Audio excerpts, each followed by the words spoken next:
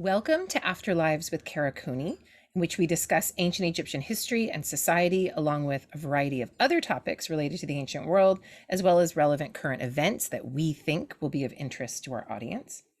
I am Cooney, and I am a professor of Egyptology at UCLA. I do want to remark that this podcast is separate from my teaching and research roles at UCLA.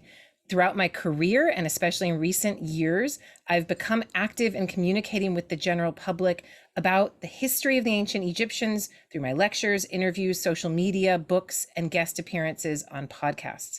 History is relevant to today's world. This podcast is my opportunity to take the kind of deep dives into history that are not always possible in those more limited formats.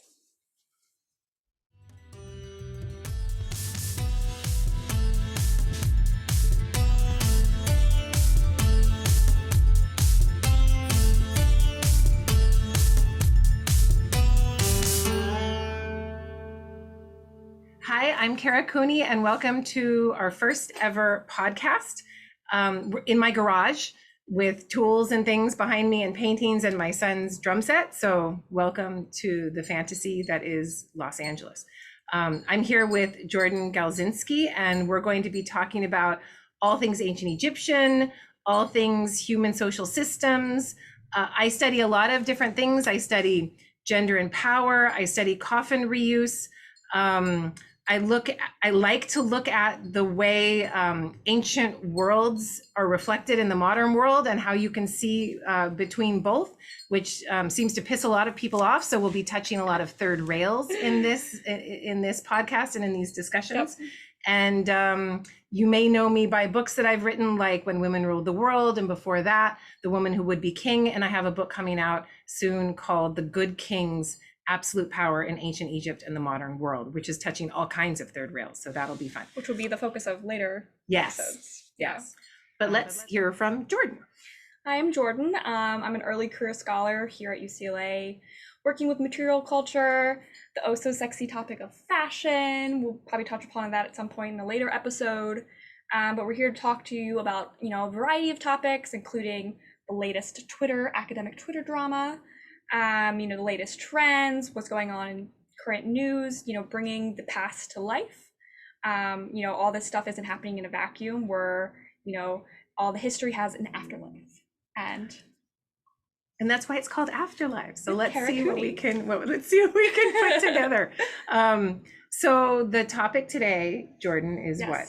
So we're going to be talking today about your recent publication, Coffin Commerce.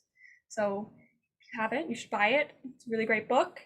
We're going to be touching upon a couple different topics, and including, pull it up, looking at, some basic background. So first, I guess we should introduce the topic of coffins in general, if the audience doesn't know.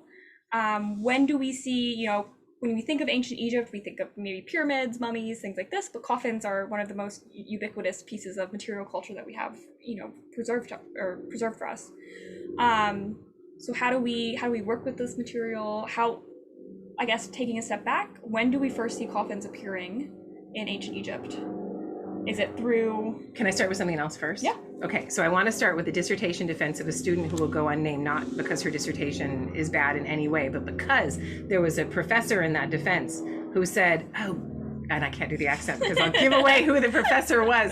And so that professor said, oh my God, not another coffin study, please. This is so done. Yeah. And I got my back up a little bit. I was a little upset because to me, coffins are social documents. They are ways of looking at an individual male, an individual female, sometimes an individual child, and looking at social history through the lens of the individual, because a coffin can tell you about social place. It can tell you about religion and religious knowledge, how deeply read they are into a particular system, how much they know about the more esoteric kinds of texts and knowledge.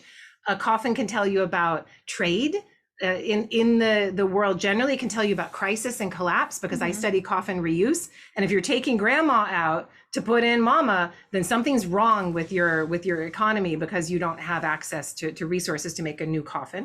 It tells you about social competition.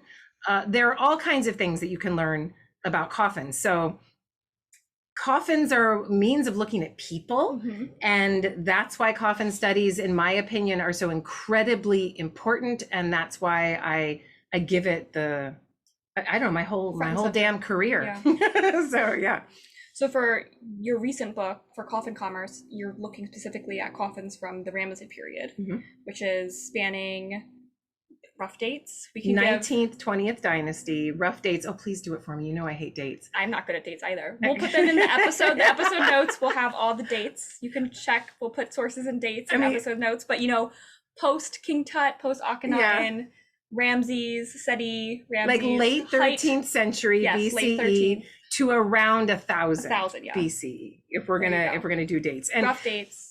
For those of you who are like, you should be able to do dates. Absolute dates are bullshit. It's made up and it's totally a made up thing, and absolute dates change all the time. And I believe that we should engage more in relative dates, and relative dating is the way to go. And all of these things change. So essentially we're spanning, you know, post Akhenaten, Tut, height of the Egyptian Empire abroad, I think Ramses, through to the decline, you know, the late Bronze Age collapse, sea peoples, all this type of stuff. This is the span of time we're working within. Which is a great span of time because one, it's the only time period when the ancient Egyptians are writing shit down about coffins, prices, how they were made, orders that they're getting.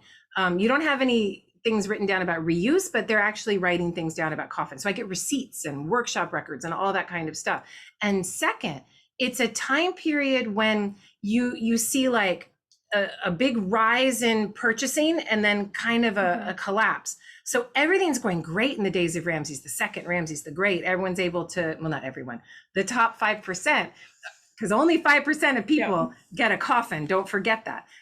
But people are able to buy coffins and able to fund, and then that all falls down. So the reuse starts as soon as the 20th dynasty starts. Coffin reuse starts, and it's really instructive to be able to see that kind of bell curve, if you will, in time. So overall, Coffin Commerce, we're following kind of the lifespan of a coffin, right? From commissioning to maybe even felling the tree, carpentry, all this stuff, to commissioning of the coffin by an individual, all the work and artisanship that goes into making it, the funeral, and then the afterlife of it, of being reused and recommodified in the market in some way. And then we're going, recommodified in the market by us, too, and being put in a museum and being consumed by us as well. And sometimes the mummies being consumed in museums in addition, which is a hot topic of its own. Yeah, that's a whole other episode. But Jordan, to start with the felling of the tree, I wish I could tell you. And this is where are the trees? Where are the trees? I have it in here. I say, can we talk about wood?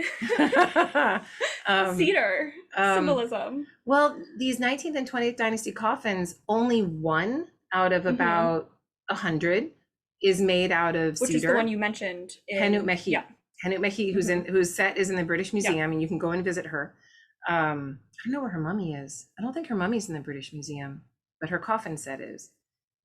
But she has an outer mummy paint. I don't know. Mummies are difficult because mummies are often removed from the coffins in which they were placed and were sent to anthropological museums or to other kinds of museums, and then museums that considered themselves antiquity museums or art museums that didn't want the mummy on display, and so didn't have that. So I don't think the mummy is on display in the British Museum. But anyway, Henut-Mehi's coffin set has an outer coffin made of cedar, and other than that, it's all acacia, sycamore. So local wood varieties, and some Christ thorn and some other kinds of wood. But what we don't know, and something that people who really get into coffins and carpentry and craftsmanship like go crazy for, is where the hell are they making all of this wood? And when the Bronze Age collapse really starts to hit in Dynasty 20, where did the wood used to come from that has now been shut down?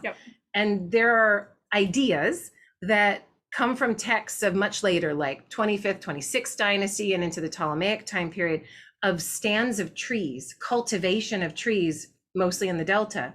And that this like for coffin production or for whatever, for furniture, coffins, whatever. And that these stands of trees were going gangbusters and everything was functioning in the days of Ramses the Great.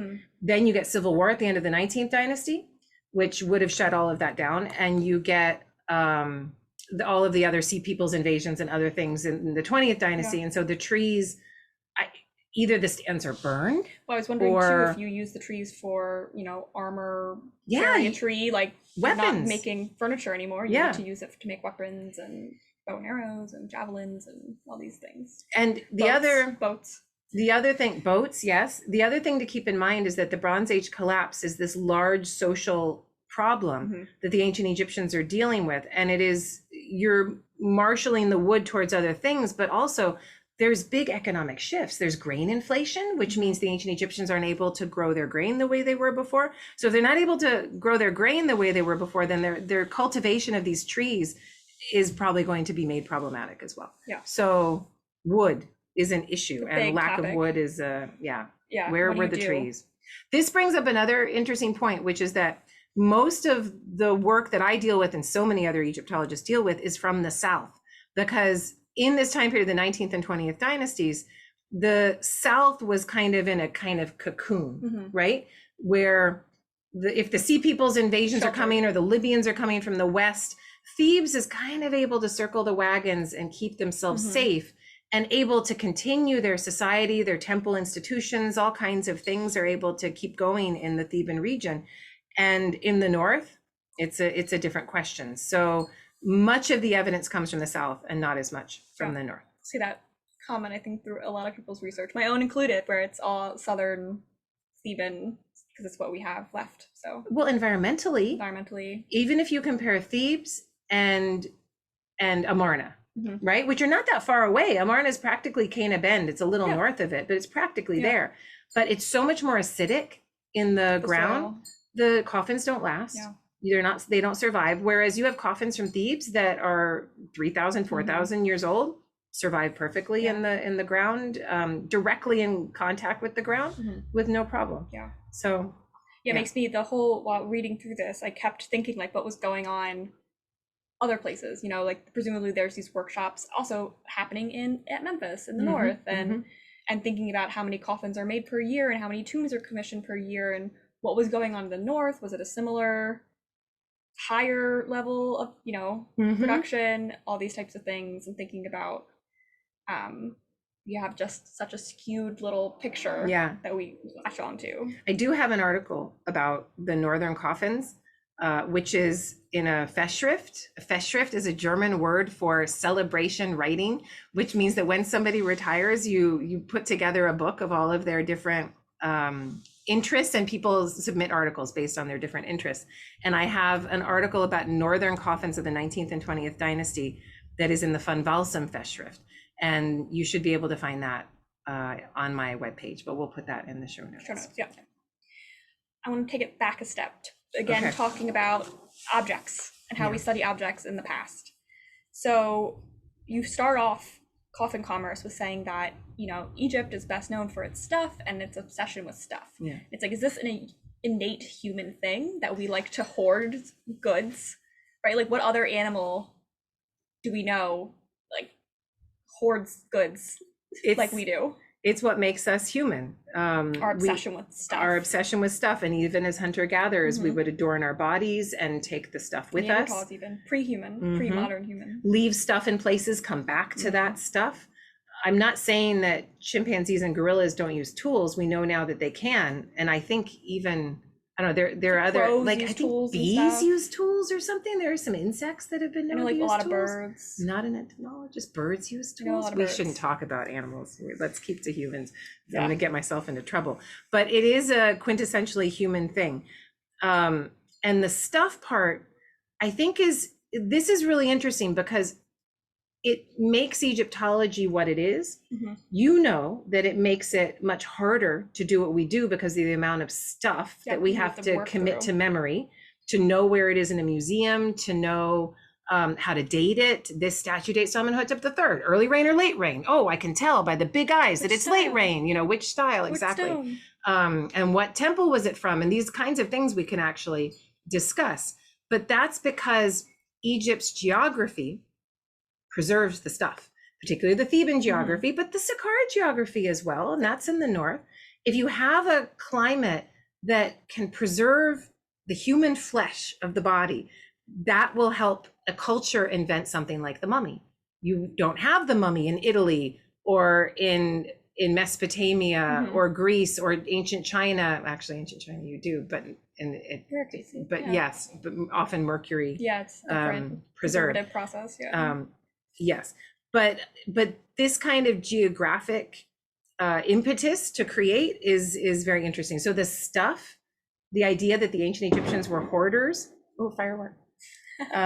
We're outside after all, you guys. So hopefully there won't be any more. But I think it goes back to your inclusion of this theory of how the stuff also reflects back onto us, that we have actually this really intimate relationship with inanimate objects. Yeah. That we give human qualities because of the materiality of the object itself. It reflects back onto us and how we use it, and how we have this relationship that we give humanity to animals, to pets, to clothes, right? This is grandma's. We become like hoarders. Yeah.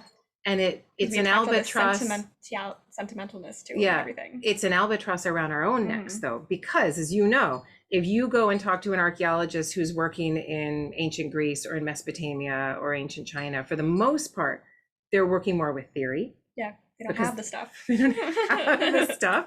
And we are accused of not working with theory because we have too much stuff and we have to catalog it and we have to deal with it and work through all of that stuff.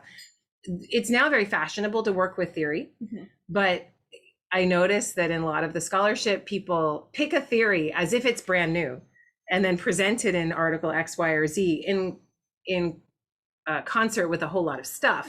And then it becomes confusing in its own way. So it's the curse and the blessing of Egyptology. For instance, if you're a Romanist and you want to work with ancient economies or even discuss how Roman provincial politics worked, then you're going to want to actually look at ancient Egypt or Egyptian Roman material, because that's where things are preserved. Or like, Greco-Roman stuff, they have a bunch of texts, but not a bunch of maybe the other stuff that we have, materials that would degrade in the ground. So a lot of things are much more text heavy and text based.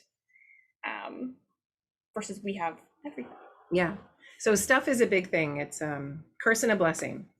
And yes. So then why did you pick coffins as your focus of looking at how to look at people? Why coffins? Because if there's an obsession, an Egyptian obsession with stuff, there's also an Egyptian obsession in our eyes and maybe in their eyes with death. And so I start the book with a discussion of, and this is a ubiquitous Egyptological debate, were the ancient Egyptians obsessed with death or were they obsessed with continuing life? And that continues on. And the stuff makes it seem like the ancient Egyptians were trying to take it all with them, which only the top 2% were, but it gives the impression of a culture that is materialistic, hoarding, primitive, because they can't understand that they can't take it all with them. And these are the kinds of assumptions that we as specialists of the ancient Egyptian world have to fight against and nuance and work with. Jumping ahead a bit, but you make the analogy throughout about weddings, modern weddings. And I was thinking about how the fact that we don't have a lot of evidence for Egyptian weddings being this kind of big pomp and circumstance. I'm sure they happened, but we don't have a lot of good evidence to say that they were a thing. It's a typical Egyptological thing to say, oh, the ancient Egyptians didn't have weddings. There's no wedding ceremony whatsoever. That can't be. No, they have to have had. They had to have had some sort of a ceremony, some sort of a party. Something not like, but I think the analogy that they put all their resources like we do into maybe a wedding, they put it into their funerals. So it's like you just pick and choose what's, important for you. Maybe getting married isn't that important in the long run. Well, we have a common friend. Yeah, Kylie, who just got married, right? And what did I say to them not long ago? I said, this wedding is not for you. It's for everyone around. And after having talked to her, she was like, I didn't get to say hi to anyone. And it was rushing around all day and all this stuff. And we were just on the phone with my boyfriend's parents, and his brother is getting married, and they looked at the venue and stuff today and all this stuff. And it already is blowing up 100+ people and 20 grand for the venue and all this stuff. And it's I had 2 weddings. First one was not for me. And my mother and I actually I was wondering if in the book any of those were your weddings. Because you based them, the first ones in Texas, and I was like, is this your wedding? So the one of Henut Mehit that I say is group. Oh no, the one of Takai, group 2. Group 2. Yeah, is the big The over the showy top Texas wedding at a really nice Hyatt with the tiara and the false hair and all and that. The rented diamonds. Was a wedding I did actually attend. And I have that in my notes. I'm like, is this your wedding? Not my wedding. No way would I ever do that. No way. I would never have allowed that, but I did attend. And anthropologically sneer. Yes. Because that's what academics are supposed to do. And I was like, oh, that's not her hair. That's fake hair. And, or like just having like seen Kylie, like, you know, the weeks of work, well, months, the wedding, but like the weeks of work. It's prepping for a show. It's prepping for a show. You have to get fit. You have to look good. Everything has to be perfected, and it has to be done in a particular way.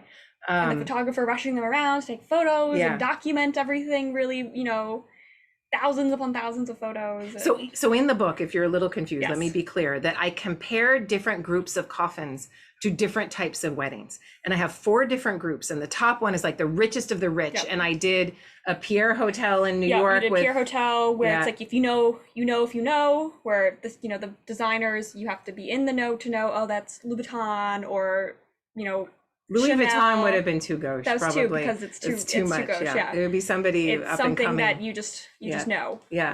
Subtle. But no. And a smaller group, very intimate, but very elite and very high level. And then the second one was like that was our Houston Hyatt with the $10,000 rented jewels and the wedding ring that cost like $50,000, probably more actually, now that I think about it, but it doesn't really matter. But you know, very over the top, but not upper crust, right? Not like multi-millionaire or billionaire type people. And then it's like they have the money, but not the like. It's like the nouveau riche versus like the landed aristocracy kind of comparison of like, you have the money so you can show it off, but not the like class of how to do it in the right way that people know but don't know. And then the third group is like the academics, or for the ancient Egyptians, the craftsmen. And so it's I compared it to the Deir Medina. Well, it's the Deir Medina coffins that I put in group 3, and I compared it to like, what did I do? A wedding in a backyard wedding. Backyard wedding. No, I had it in a cool Jamaican restaurant, right? The restaurant. Like a hole in the wall, but cool and hip kind of restaurant. She's wearing a vintage dress. And it's just a normal suit on.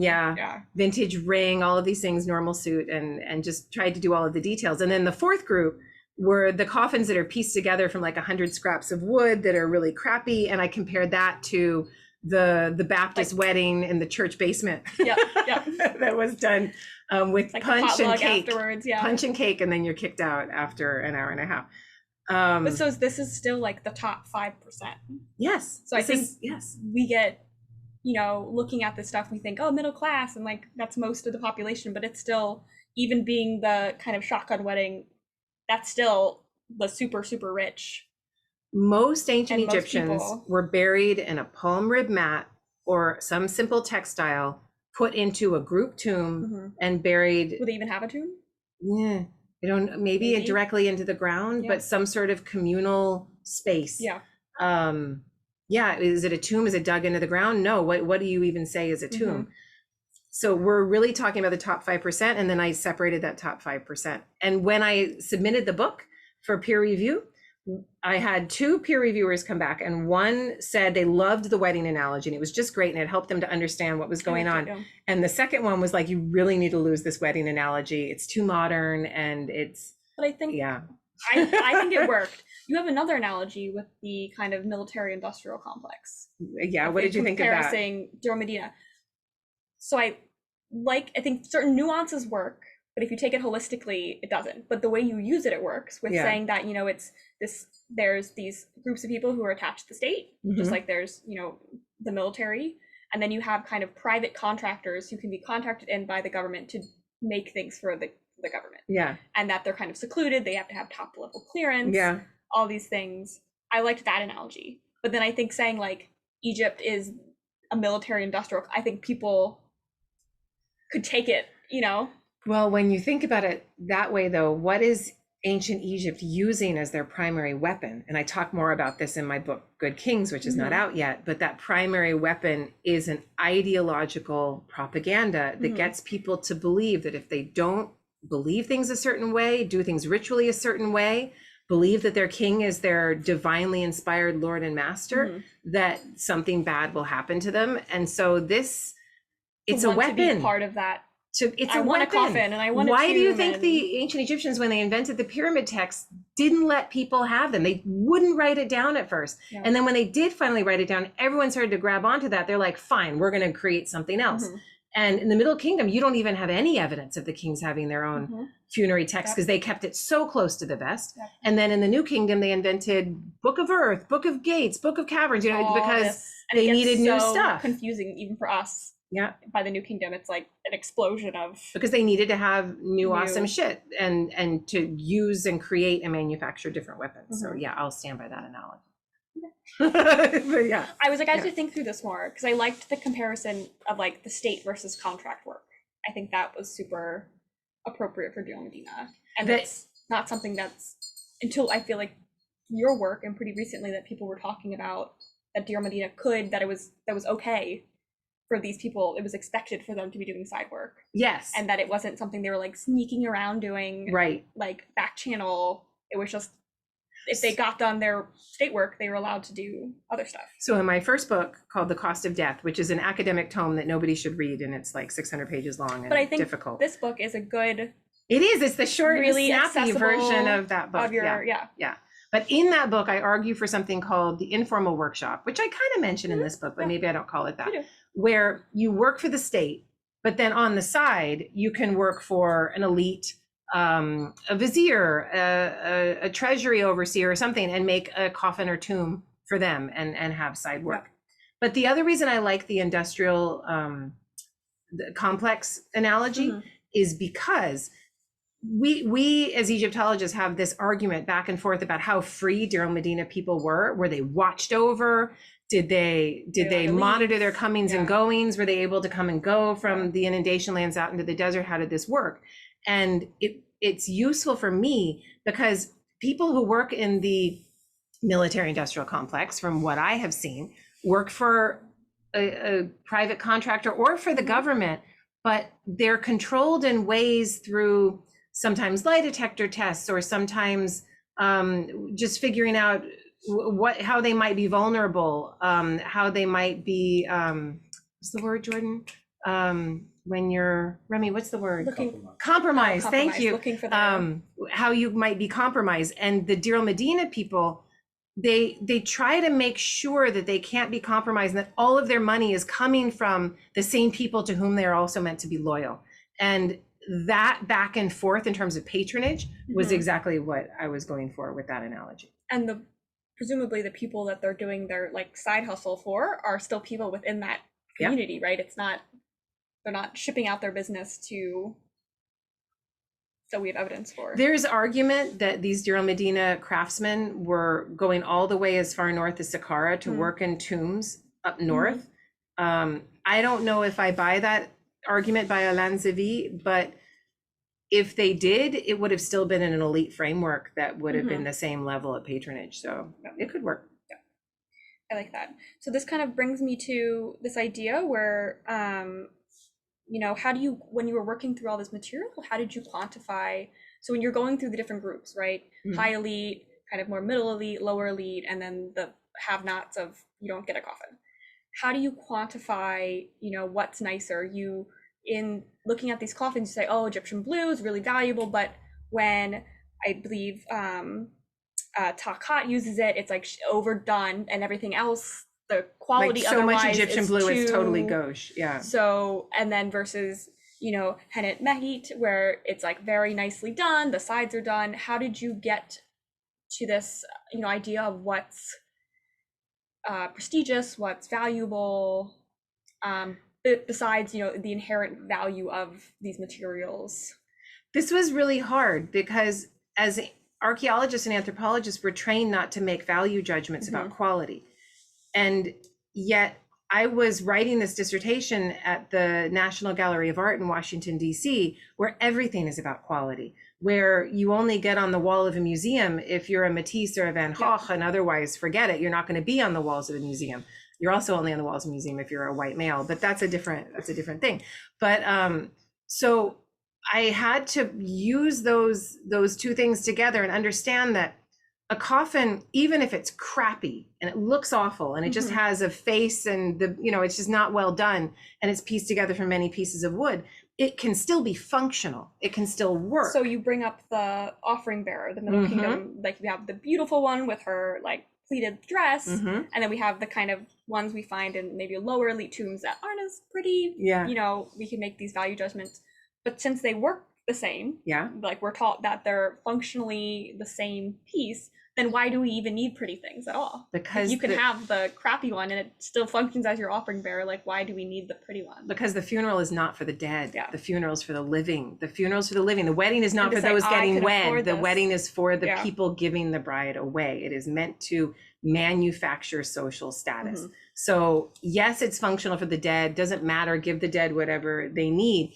But to have people consume it, to have people talk about it. And then you put in the tomb and it's done consumption, that you have the money to just say, I bought this really nice piece and now it's gone. Yeah, you've taken it out of circulation and it's not something that anybody can own. To do that. Yes, that's extraordinarily wasteful, and it's like burning cash, if you like.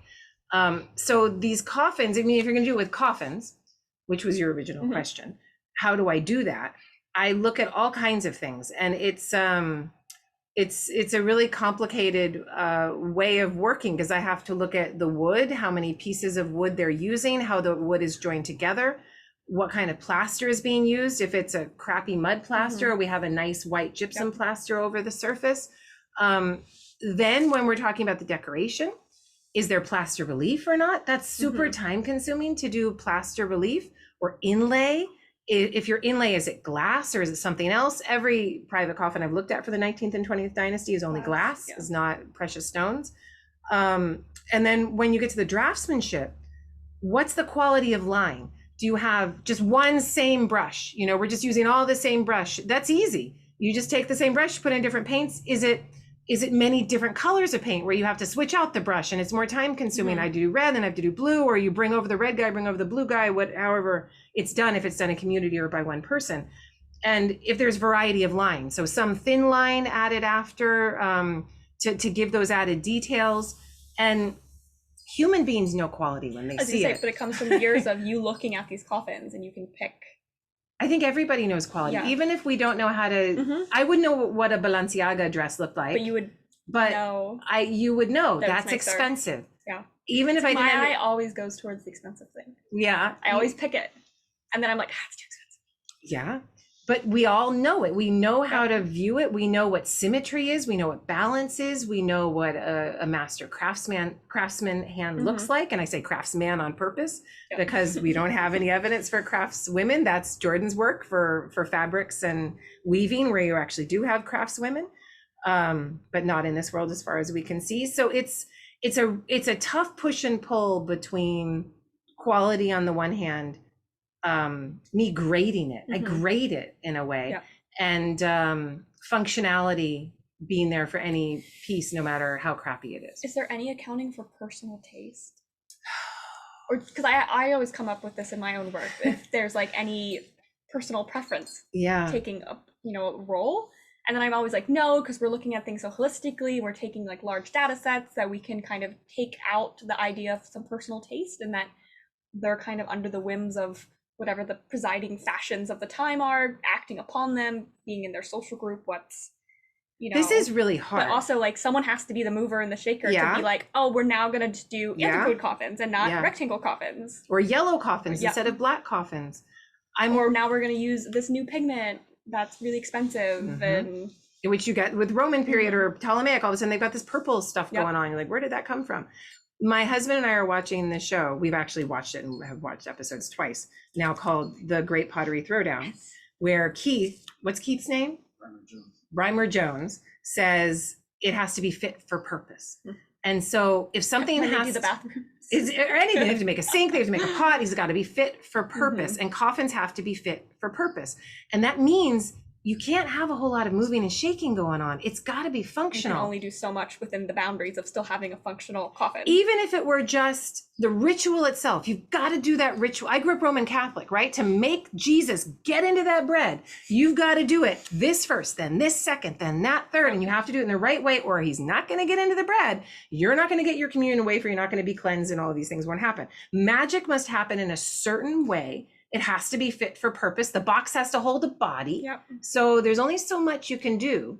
And then I'll tell you, go ahead, and then I'll tell you some moments where I see it. Okay, so I was gonna say first, we can maybe take a divergent and talk about what coffins actually do ritually to the body. Like, why do we need a coffin in ancient Egypt? And why not just wrap it and put it in the ground? And what's the coffin functioning as? Let me get to that next, because that's really interesting. But I think this goes back to your theory too. It all material circles acting in. upon. So it's in this conversation. Oh yeah, so this is my big point, that the object acts upon the people, that the object has agency. Once the people create it, the object then, like a demon, that you've released from hell, then wreaks havoc upon you, and you have to do what the object says. The best article I read on this is the Roman Toga. Yeah. Can't think of the author. I will put it in the show notes, but it was how the toga itself, how you wear a toga, drape the toga, how your one arm is totally incapacitated. Yeah. That lent itself to how oratory began, right? So your one arm sitting there this. holding the thing, and the other arm can. Could be why the queen Italian, waves the way she but waves. You have to. This arm isn't doing anything. Yeah. Because the way the toga is wrapped. Yeah. How you're wearing it, and then that's how Roman oratory became. You have your one hand, and it's all how you talk, how you have to stand. I love that. Same for coffins. So where you see innovation on a coffin is often in a place where people wouldn't see it, which is interesting, where people wouldn't be able to say, you can't do that, it's not fit for purpose. And here's an example. The coffin of E.E. Nefertiti in the Metropolitan Museum of Art has on its inside a whole additional text in yellow over the black varnish. Very unusual. And I don't think that kind of interior decoration is seen on any other 19th or 20th dynasty coffins. It's something you see all the time in 21st dynasty coffins when coffin reuse becomes a thing. They need to hide all the shit that they're doing. But at this time period, it's not. And it's also possible, though this one's a bit more of a stretch, that same coffin has weird eyes because E.E. Nefertiti was blind. No, E.E. Nefertiti was blind. And there's another stela that's praying to the god Amun-Re saying, please help heal her blindness. That's awesome. And her eyes look a little weird and a little cross-eyed. Like fuzzy or little, like kind of like it just looks a little off. And it might be representing what she actually looked like. Well, that goes back to the idea that people are commissioning these. Yeah. They're not just like pre-made coffins of like idealized Egyptian man, idealized Egyptian woman. You don't go to Old Navy. Yeah. And it's not your fast coffin. You don't do that. You don't go and say, "Oh, I'll take that one's for man. I'll take that one." And then I'm 5'7". Yeah, give me the 5'7" man coffin. No, these are things that would have cost multiple months of salary for a lower middle class, if you're gonna, or a lower elite is generally the way I like to say it, kind of person that was able to afford a coffin, and they have to invest a whole lot into that object. I think in the book you said it's 4 or 5 months of a wage for one object. If you're a peasant farmer who's living hand to mouth, there's no way you can afford that kind of thing. And even having a piece of fabric, a piece of linen to put into the ground to wrap around that deceased is a huge conspicuous consumption for them. Yeah, all the other stuff. Did you hear her just throw out 5 to 10 deben? So that's important. A deben is 91 grams of copper, and it's a 5 deben would have bought like a typical Messes shirt. Yeah. Right. Yeah, like not a super fine one, but a smooth one. So it's they even graded linen. 5 grades of linen, right? Yeah. There's Royal Nesut. Yeah. Then Nefer, then Na'a, and then I don't know the lower two. So there's like the scraps, and then I think that's it. There's 4. Maybe there's 4 grades. 4. I don't know the linen, but so the Egyptians themselves are grading linen. If they're grading linen by thread count and how fine it is, and the age of the flax itself, then they're grading coffins as they watch them go by in procession, and they're talking and they're discussing what's nice and what's not, and that's why the coffin has control over the people. They have to make one if they're of a certain socioeconomic class. They can't get out of it. That part of one of my other favorite parts of the book was your reconstruction of the coffin coming to the house, and then them negotiating the price, and then you reconstructing that one ostrakhan, and how it would have actually went down, and then, oh, we ended up too much money, so then I owe you 20 Devon, like later, let's write it down and keep a record and all this stuff. But just the coffin coming and everyone ooh and eyeing, ooh, it's so nice, and then the neighbors are around to kind of get a glimpse and see it, and just adding this like humanity to it, which I really appreciated, because we see stuff in just, you know, museum cases, totally devoid of context, all the other objects they would have been with. The text that she's talking about is, I can't remember the name of the ostrakhan. We will put it in the show notes. Ashmolean. Is it Ashmolean? It is an Ashmolean. Okay, that's good. And it's a really long text, and it's very complicated. And it's a craftsman from Deir el-Medina selling a coffin to the chief of police, to the wife of the chief of police.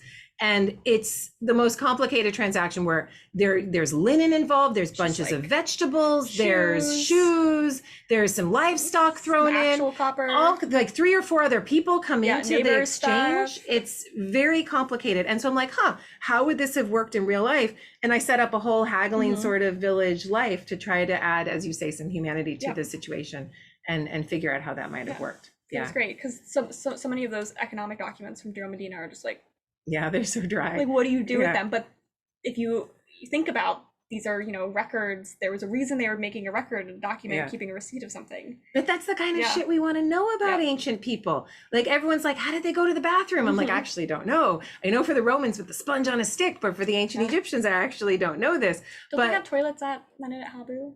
I remember in like the palace thing, there's that thing that's labeled a toilet. I don't think it's really a toilet. And if it is, then it's like in a ceremonial palace. Toilet. I don't think it works. So I don't think we actually know how the ancient Egyptians went to the bathroom and how that worked.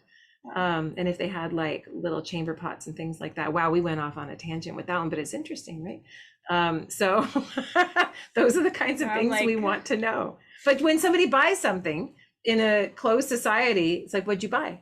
How much did it cost? Where'd you go? Oh, who, you know, this is village life. Or these when are the you kinds of things we want to talk about it. Because it's kind of, ask what it costs, judge it behind their back. Did you see what she bought and how much she paid? That was my favorite when you were talking about the really nice coffin and comparing it to the Pierre Hotel. About, you know, all the other people within their social group looking for oversights.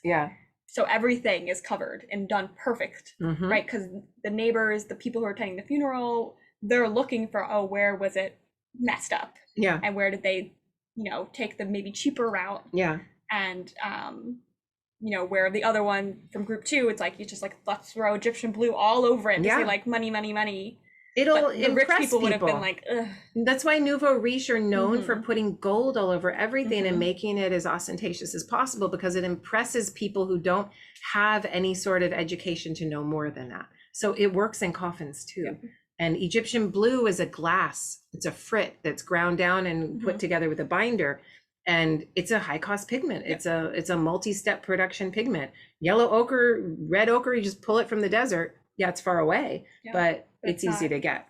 So talk about orpiment a lot too. Where were they getting orpiment from? I don't know, Jordan. I think Eastern Desert. But it's just a rock or if mineral. it's associated with natron, then it would be Western Desert. I don't know, but it's a natron.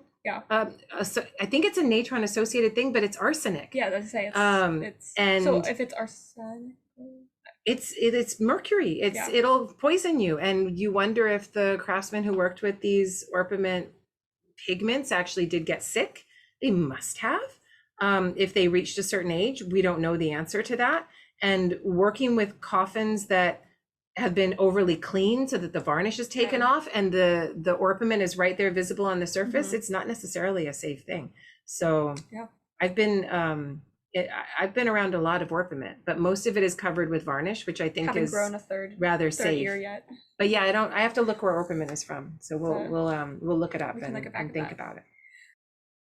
When we're reconstructing a Egyptian funeral, how do we see this playing out? Do we have any evidence for how these things happened? They're presumably they're commissioning the goods early on in life, pre-death, preparing for this event. Probably their whole adult lives, you know, working a lot of money. You're not just going to throw it down at the last minute. Preparing a tomb, how do you see the goods? Are they being, as they're being prepared, are they being like stored in the house? I mean, or are they being stored in the tomb? I mean, you're asking this because you want to know the answer too, because we all want to know the answer, because this is the kind of thing where you have to use the object to try to get it to tell you as much as it can tell you. And it's very frustrating because rituals are not preserved. You don't have, you only have the knowledge that there was a concert in the 19th century before photography because somebody made a playbill about it and stuck it up on a wall, and we happen to have it preserved, or somebody wrote a letter about it and discussed it. The ancient Egyptians did a little bit more than that for us, right? As you know, there are tombs, most of them 18th dynasty, not 19th and certainly not 20th, that show images of funerals and of goods in procession. A whole row of guys holding a table, a chair, a bed, a headrest, all the stuff you would put in the tomb of the dead, a whole bunch of clothing, other things. And you get an idea that part of the funeral was the parade of conspicuous consumption, that it was about showing how much you could afford and putting all of that stuff before people's eyes for them to consume, a kind of forced consumption, if you will, a reification of who's on the top and who's on the bottom of society. And then, of course, the Egyptians give us a little more information by talking about the opening of the mouth.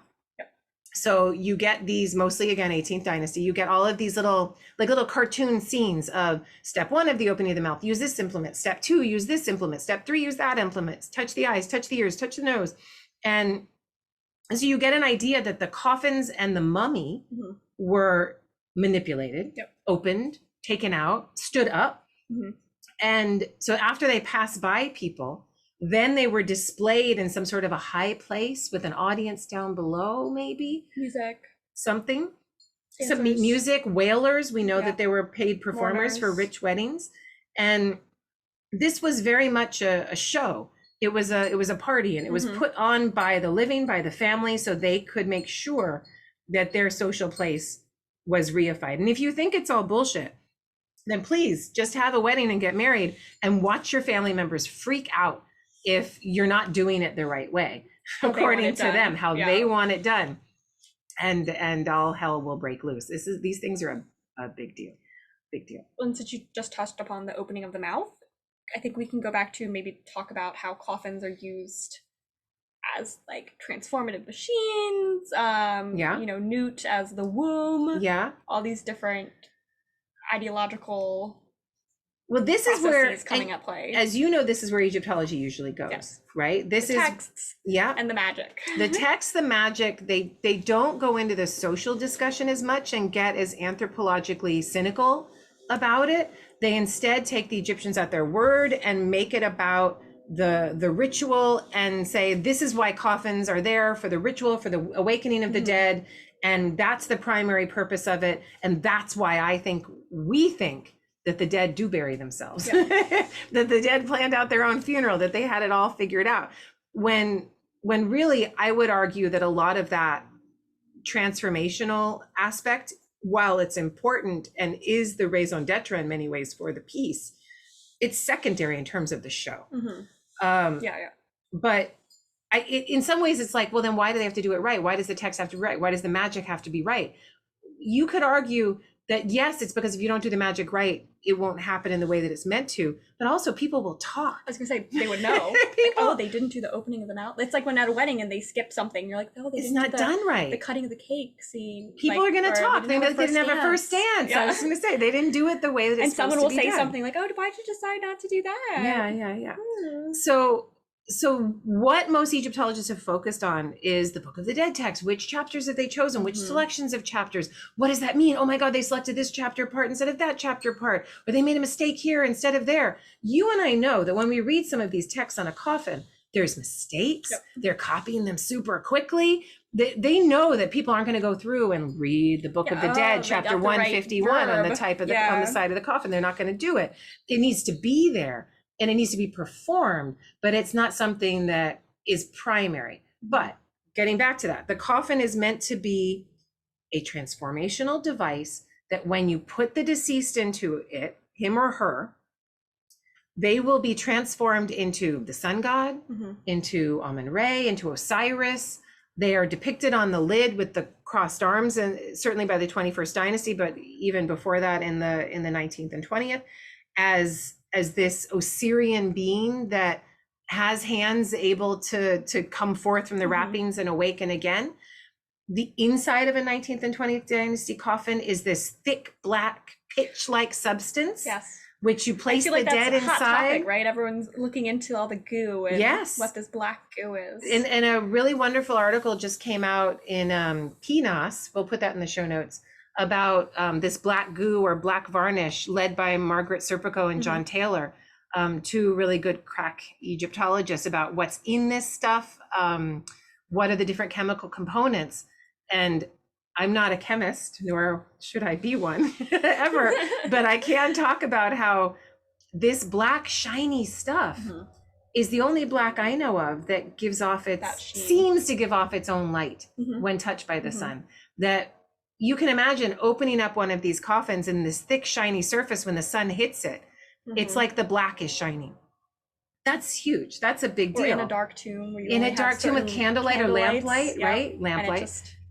It would glow in a sense, and that's like a typical Egyptian thing. White linen of the yes, and then you pour that stuff over the white linen, and you're making the deceased into an Osirian being that will come forth from the black earth, and light and black are then united as one. And how clever of the ancient Egyptians to create a recipe. Yeah, light through its visible property of shininess and not actually but lightness. It's so deep black. It's like a deep blue black. It's that dark. It just reflects. But they create this material. They create this material arguably for religious purpose, but also so they can show people.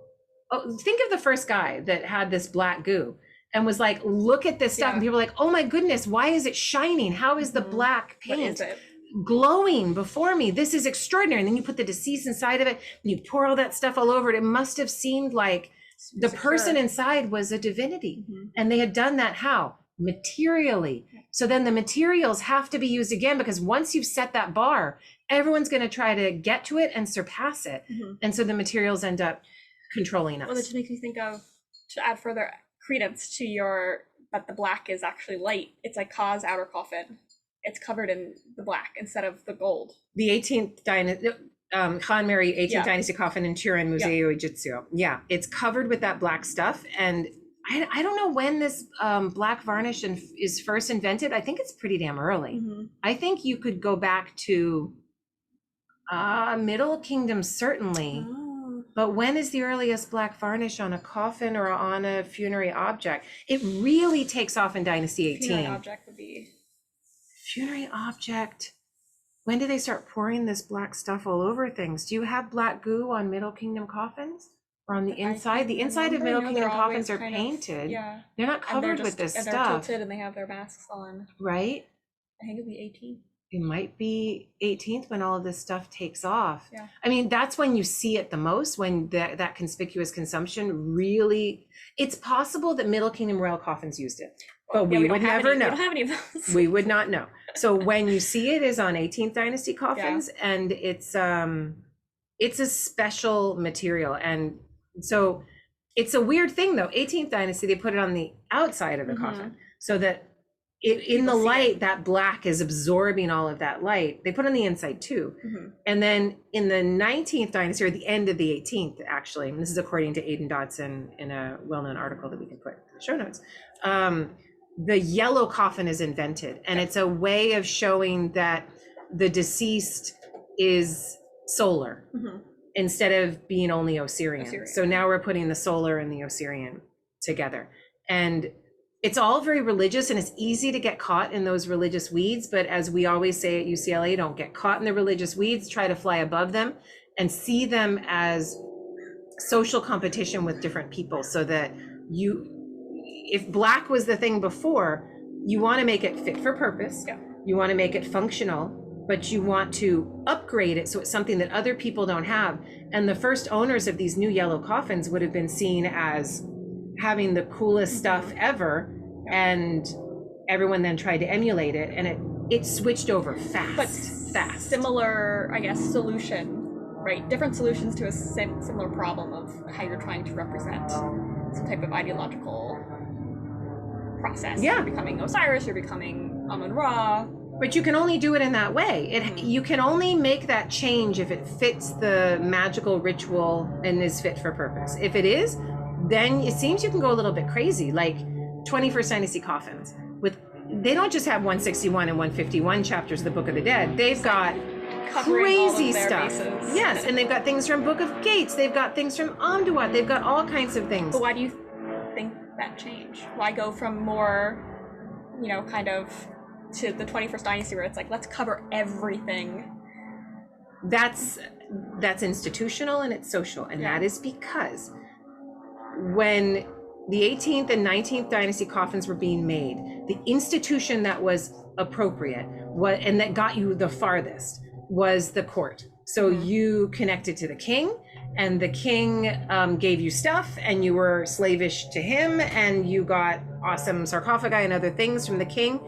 But you wanted to show in your tomb your close connection with the family members in the royal court. Once things, I know we're just gonna have to deal with planes. It's just gonna have to be the way it is, because I'm right near Santa Monica Airport, so this is how it's gonna be. So it's another plane. We'll see how that sounds, dear audience.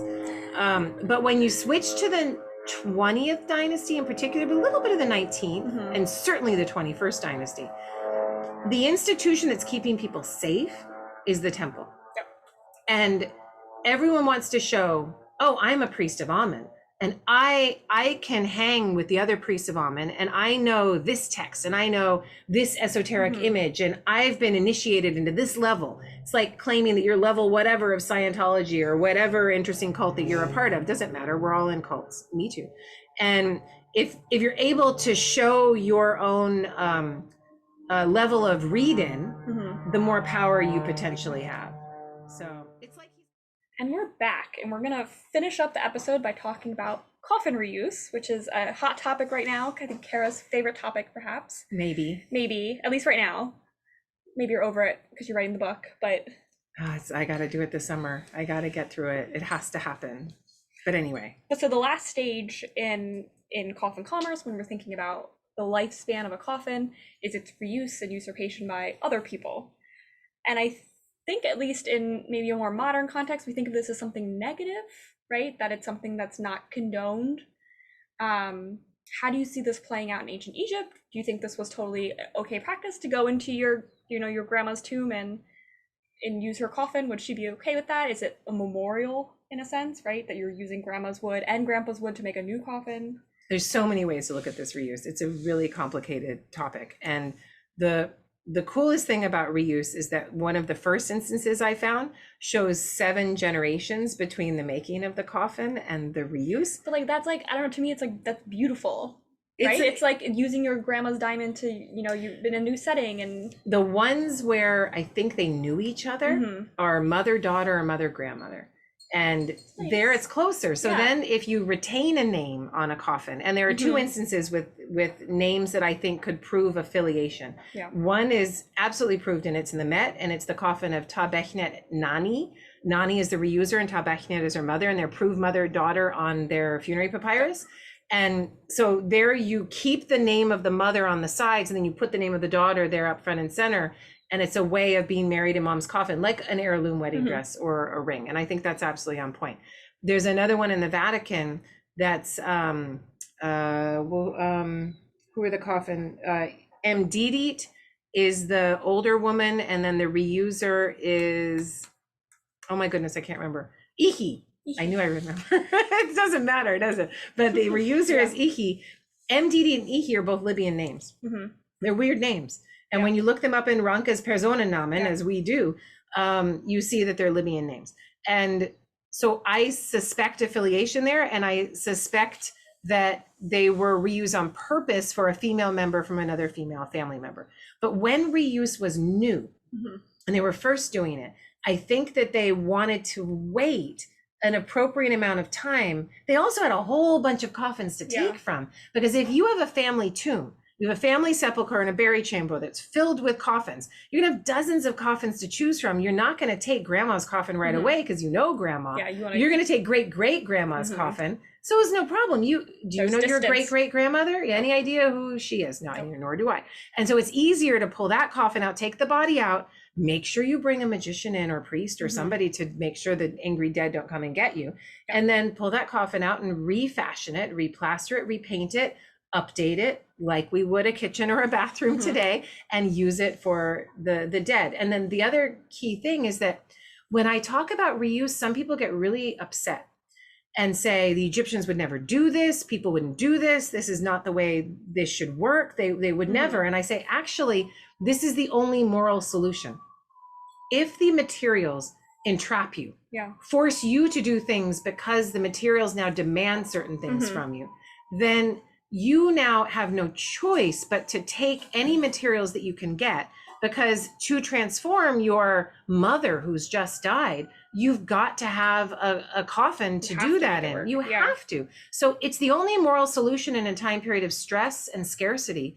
And so I don't see it as immoral. I see it as the best and most right thing to do. We see reuse in, statuary and monuments. So you think it's playing out differently? I do. That it's not the same kind of cause. I think that when we see statue reuse or temple reuse or usurpation, use that word, that's like claiming it, like taking the old person and claiming it for myself, more of a political sort of claim.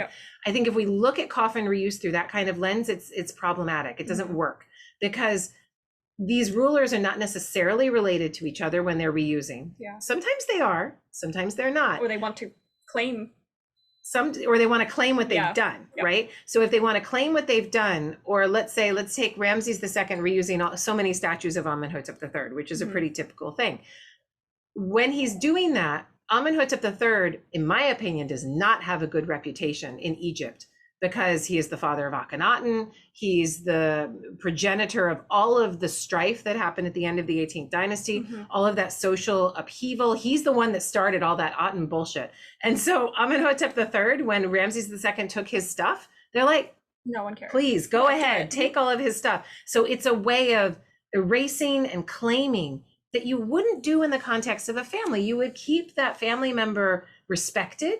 You would. And you're using a family tomb at this time. And you're using the same family tomb that their body might actually be in. Still there. You don't want to piss them off. So it's going to be done in a very different kind of way, which is why some coffin experts like Andrei Novinsky use the word usurpation. And I don't think that's the right term. And I follow Daniel Poltz and use the word reuse. I think that works better. It's a much more generalized term. And it's almost like you need the coffin to do the magic. Right. You need that box to transform into an Osiris or Amun-Ra or whatever. And so you can just borrow it, tailor it to kind of make it good for you, and then you wait maybe a couple generations and then it gets borrowed again. But Jordan, and you know this, and you're teeing me up for this, but it gets even more interesting than that, because there may even be a kind of coffin rental going on. So there are coffins that have a blank, but that blank for the name is varnished over. And varnish is this slick surface that's kind of like the modern day wipey board, right? The dry erase pen.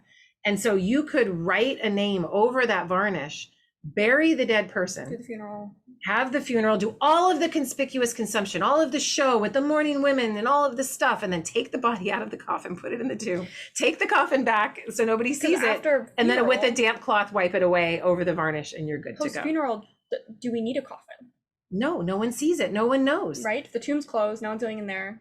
20th dynasty, have all your stuff. Actually 19th dynasty, they start to develop a new kind of burial chamber called the sloping entrance. So instead of a shaft that goes down multiple stories, super hard to get into, very defensive, they've got this easy in, easy out, like they're constantly going in and out of the burial chamber.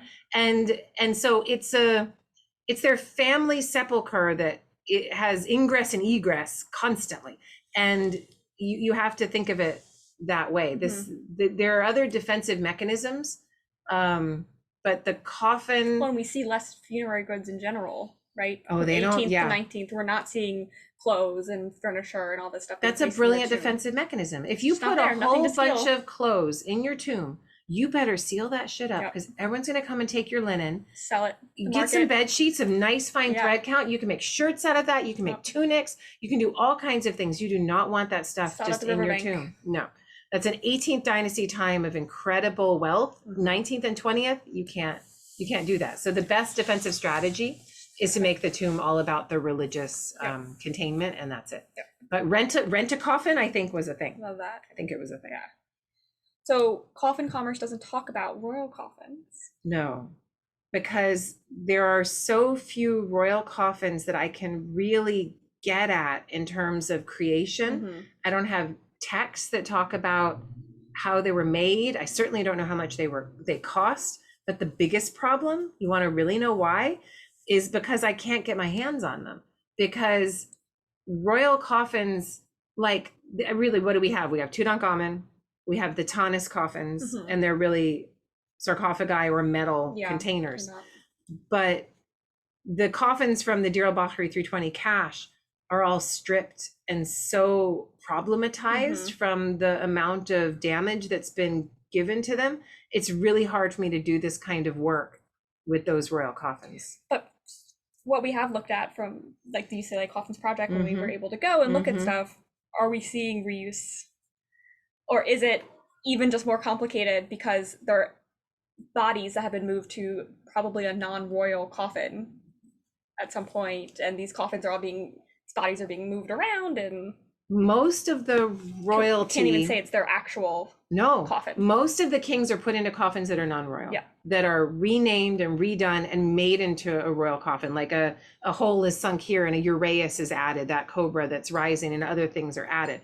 There are only a few, like 2 or 3, that are buried in royal coffins, and they don't necessarily belong to them. So the coffin of Ramses II, so-called coffin of Ramses II, is a post-Amarna coffin.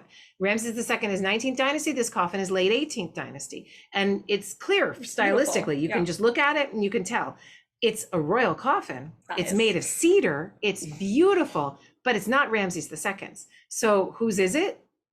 Don't know. How do I do this work if I don't even know whose it is and how it works? And it's very, very problematic. Even messier. Yeah.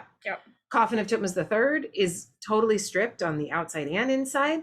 And was it originally his? I still don't know. And Coffin of Thutmose I has been reused by the High Priest of Amenhotep I, and it's covered by additional decoration, so I can't really talk about that either. It's hard. And Tutankhamun, if I could get my hands on those and do a clear analysis and really work on that, that would be great. But everyone wants to get their hands on Tutankhamun's pieces. And I feel like no one wants to hear it that maybe it was reused. But we've proven that Tutankhamun is reused, and most of Egyptology, and not me, because I haven't done this, but a lot of his stuff is not his. No.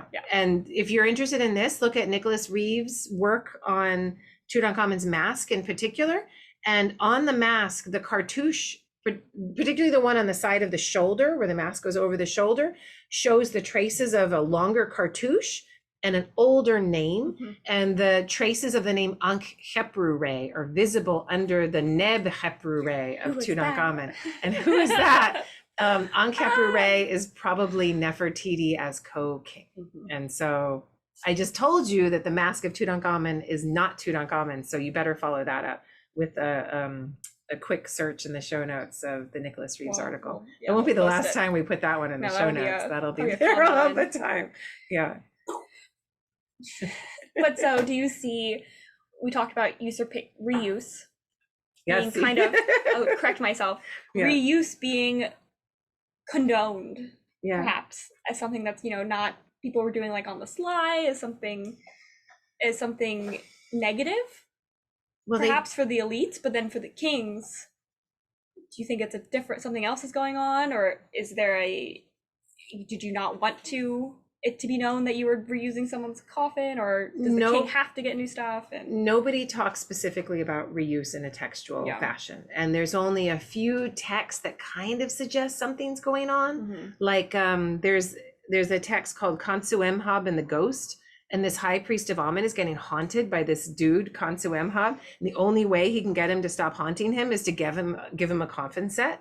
And he puts the mummy in the coffin set, and then then he's not haunted anymore. And this is a Ramessid period text, probably a late Ramessid period text. So it is on point that the ancient Egyptians had anxiety about all of this reuse, but you never find a text that says, reused a coffin today. You're never going to find that. But what I do have is that from all of the receipts and workshop records from Western Thebes, you have more evidence for decoration, like 4-to-1 evidence of decoration than carpentry. Actually, this might even be higher, which means that they're doing a whole lot of decorating and not a whole lot of carpentering. And the only way that that could really make sense, and it took me a good decade to figure this out, and I have in my first book, The Cost of Death, the Deir el-Medina craftsmen created a niche in coffin decoration and we're getting the coffins from somewhere else. I now think that is absolute BS, and that instead it's a time period of reuse because of the lack of wood. Tree stands cut down, tree stands burned, tree stands used for something else. Not imported. Wood is not available, and so they're reusing wood, and there's a whole lot of decoration going on. And the only reason I would argue that Deir el-Medina guys are involved in coffin decoration at all is because the raw materials are there in Western Thebes. Otherwise, and they have to make a living. But they're there in ground zero of, I can't get a coffin. I don't have any coffin wood. They're like, we got one. It's really, I can fix it up. I'll replaster it and repaint it. It'll be fine. People are like, okay, I'll take that. So they do. And like great grandma, like, who's she? Doesn't matter. Yeah, there's still so much wealth in ancient Thebes, and you still hear and read about things being discovered, 40 coffins found in Luxor, West Bank, this found in Luxor, that found in Saqqara. There's still so much to be found in these graveyards.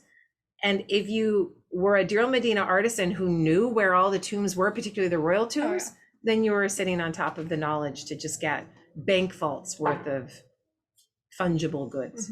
You could break apart it and no one wouldn't even know it was so-and-so's coffin. Yeah.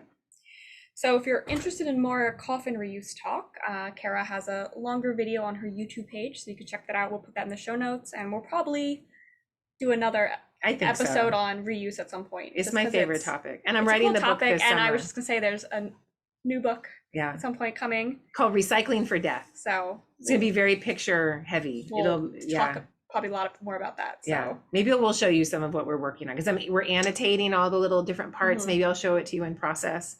That would be fun. So I have a fun question to wrap us up. So as you kind of already said it, but if you could look at any coffin that's not Tut, but obviously Tut would be like the creme de la creme. But if you look at any other coffin that's not Tut, that's now been destroyed, that I can't get to, or like we're in my an imaginary time machine that you would want to see, that you think would be like give you. I think I either go for Ramses II or his son Merneptah, because we have, like Merneptah, we have so much information. One of his sarcophagi was brought to Tanis to bury Susanes I, and there's remnants of 2 other nesting sarcophagi in his tomb. So we had 3 hard stone sarcophagi. We're talking about granodiorite nested inside one another with lids inside one another. I want to know if that coffin was of solid gold. And the reason is, like Ramses II and Merneptah, and this is Nick Brown's dissertation, another UCLA graduate student. The reason perhaps that we don't have any coffins preserved for the 19th or 20th dynasty kings, and Ramses II is buried in a post-Amarna wooden cedar coffin, is, one could argue those coffins are made of solid gold. And you melt them down. And you melt them down. They're not going to be preserved. Well, because the Tanis stuff is all silver, and a lot of golden masks and other things. So, and all of that stuff is reused. I guarantee you it all comes from Thebes. I guarantee. But gold. Yes. If only we could take a little chemical analysis gun and say the gold came from here, but it's all going to end up coming from the Eastern Desert and Nubia anyway, so it's not going to be. Or to say when it was remelted and they add new stuff and it's chemicals. One last thing. There was once I gave a talk about reuse, and this one dude was like, gold, you cannot reuse gold. And I was like, oh my goodness, no, it's the easiest thing to reuse. It's incredibly soft. I could probably reuse it with just like my fingernails. So that's what on Tut's mask. It's like you could probably just have smushed the gold foil. You just smush it over and then re-etch it, and you're good to go. It's a very easy medium to use and use and use again. Yeah. So we'll end on that. Gold. Egypt. If you have any questions for future episodes, we're going to try to do listener questions we'll take at the end. So please submit them to Kara's website. It's Cooney at squarespace.com. And check out Kara's other handles: Facebook, Twitter, Instagram, YouTube. Follow, like. We'll be putting this onto other podcasting sites. So thank you all for listening, and thank you for talking about your recent Coffin Commerce book. It was so much fun.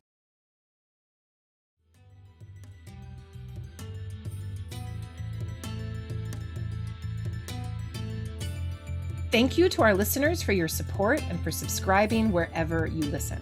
If you enjoyed the show, please leave a 5-star review and help raise our profile and let others know about it. Send your questions related to the show and topic suggestions for future episodes to karacooney@gmail.com. You can find the video version of the show on my YouTube page, and full show notes will be posted in the podcast section of my website, karacooney.squarespace.com. And for that, thank you, Amber Myers-Wells. There you'll also find info on my books, upcoming lectures, and you can subscribe to my newsletter. You can find me on Facebook at Cooney Egyptologist, and on Twitter and Instagram at Cooney. See you next time on Afterlives with Cooney.